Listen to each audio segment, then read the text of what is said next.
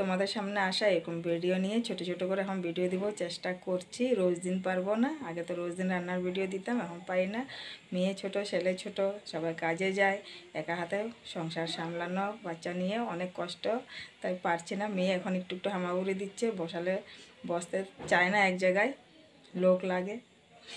তো আমার বাড়িতে তো আর লোক নেই, আমি কি করব, তার জন্য আর কি ভিডিও দিতে পারি না। রান্নার ভিডিও কোনো রকমের রান্না করি খাই, এটা মানে ধমাধম করে করি। মেয়েকে দেখতে হয় কি করব না করব, তার জন্য আর রান্নার ভিডিও আর বানাতে পারছি না। এখন পরে দেবো, আবার চেষ্টা করব। এখন বর্তমান ছোটো ছোটো করে এইভাবে আমি ভিডিও দেওয়ার চেষ্টা করছি। তখন আমি চাটা খেয়ে নেব, মেয়েকে মালিশ করাবো, জল গরম দিয়েছি, স্নান করাবো, তারপরে আমি রান্না করব। সঙ্গে থাকো, ভিডিওটা দেখতে থাকো, আশা করি তোমাদের ভালো লাগবে। খাওয়া দাওয়া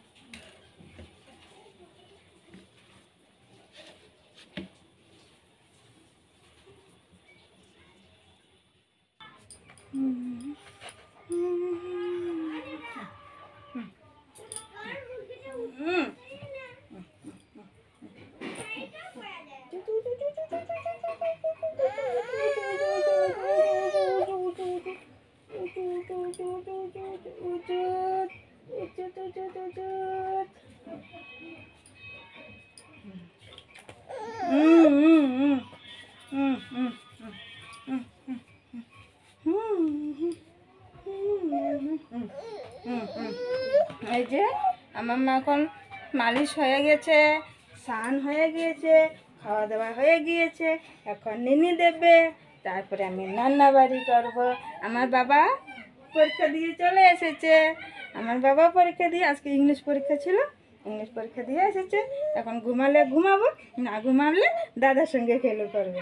তারপরে আমি যাব, কাপড় ভিজিয়েছি, কালকে রং খেলেছে, আমার মা রং খেলেছে, আমার পাপা রং খেলেছে, সোনামার পাপা রং খেলেছে, কাপড়গুলো সার দিয়ে রেখেছি, ধোবো। দেখো কি দিকদার করছে, তাল করছে, দেখছো বন্ধুরা? দেখো দেখো কি দুষ্টুমি করছে।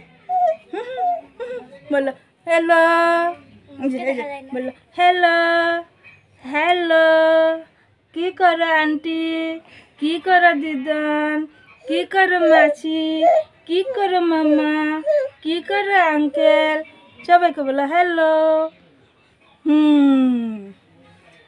আমি এখন নিনি দেব, তারপরে গল্প করবো তোমাদের সাথে, আপনাদের সাথে, সবাই সাথে। তো দেখো বন্ধুরা, মেয়েকে অনেক চেষ্টা করেছি ঘুম পাড়ানোর জন্য, ঘুমাবে না। দেখো স্টাইল দেখো কীভাবে দেখো কাঁদছে, আর দাদার সঙ্গে খেলু করছে। এখন এখানে আপাতত রেখে যাচ্ছি, বাইরে পুরো মেঘলা ওয়েদার। এখন কাপড় উপর অনেক দিয়েছি, ওগুলো আনবো, আর অনেক ধোবার জন্য সার্ফে দিয়ে রেখেছি। কালকে রং খেলার কাপড়, আর এই যে মেয়ের কাপড়। বাইরে ওয়েদার খারাপ, তাই এখন আমি আবার কাপড় ঢুকাবো, কি না রান্না করবো, কি করব জানি না, এখন কিছু দিস পাচ্ছি না। এই যে মেয়ে দেখো ঘুমাবে না এখন, সায়ানো তো ছোটো, এখন কিভাবে রাখবে এত উঁচা খাটের থেকে, পরে গিয়েছিল একদিন, তার জন্য ভয় পেয়ে গিয়েছি আমি খাটে রেখে যাওয়ার জন্য কোনো দিকে কাজ করতে। তো বন্ধুরা, এই যে দিকে এখন আমি চিৎকারলা আলু ভাজা বসিয়েছি, পেঁয়াজ দিয়ে কাঁচা লঙ্কা দিয়ে ভাজা বানাবো।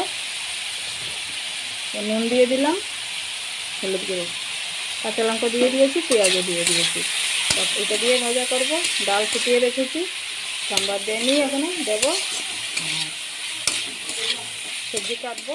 তো বন্ধুরা, চিৎকারলা ভাজাটা আমার হয়ে গিয়েছে, দেখো এখন আমি উঠিয়ে নেবো, তারপর তরকারি বসাবো, সঙ্গে থাকো।